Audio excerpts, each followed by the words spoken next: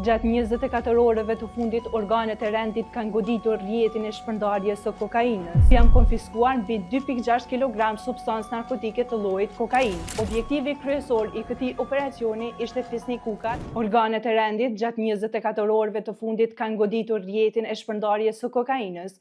Policia e Kosovës ka zhvilluar 2 operacione të ndara kundër narkotikëve duke goditur një rrjet të organizuar të shpërndarjes së drogës. Njëri nga këto operacione, i titulluar me emrin Takimi, është zhvilluar dje në Prishtinë, ku janë konfiskuar mbi 2.6 kg substancë narkotike të llojit kokainë, me vlerë tregu rreth 200.000 euro.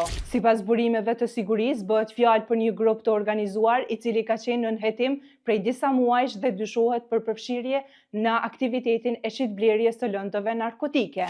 Në këtë operacion kanë qenë të përfshira disa institucione shtetërore, përfshirë Prokurorinë, Policinë e Kosovës dhe Agjencinë e Kosovës për Inteligjencë (OKI).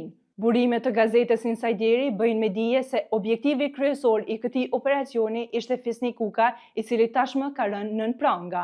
Përveç Ukës, janë arrestuar edhe Abedin Ismaili dhe Besart Mulaku. Bastisjet janë zhvilluar në Veternik të Prishtinës. Gjatë këtij aksioni, policia ka sekuestruar 2.6 kg kokainë, një armë zjarri me 35 fishek, 2 vetura, 3 telefona mobil, 4.000 euro para të gatshme dhe prova të tjera materiale. Burimet e Insiderit bëjnë me dije gjithashtu se gjatë operacionit janë ndaluar edhe 2 persona të tjerë të cilët tentuan të largoheshin nga vendngjarja me një veturë me targa të falsifikuara.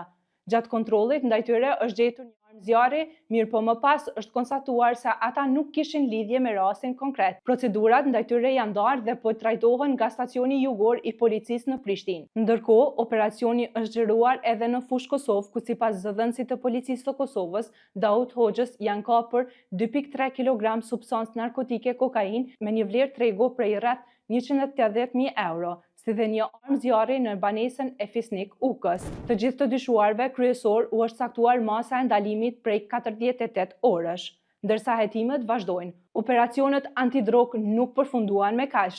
Një tjetër aksion është duke u zhvilluar sot në Prizren. Lajmin e ka konfirmuar për Insiderin kryeprokurori i Prizrenit Petrit Kryeziu. Po, mund t'ju konfirmoj se është duke u zhvilluar aksioni. Deri më tani i kemi arrestuar 3 persona, deklaroi Kryeziu. Sipas tij, aksioni është duke u zhvilluar edhe në një komunë tjetër, emri i së cilës ende nuk është bërë publik. Gjatë këtij operacioni, policia ka konfiskuar pajisje laboratorike dhe sasi të konsiderueshme të lëndëve narkotike, të cilat janë dokumentuar dhe përmes fotografive nga vendi i ngjarjes.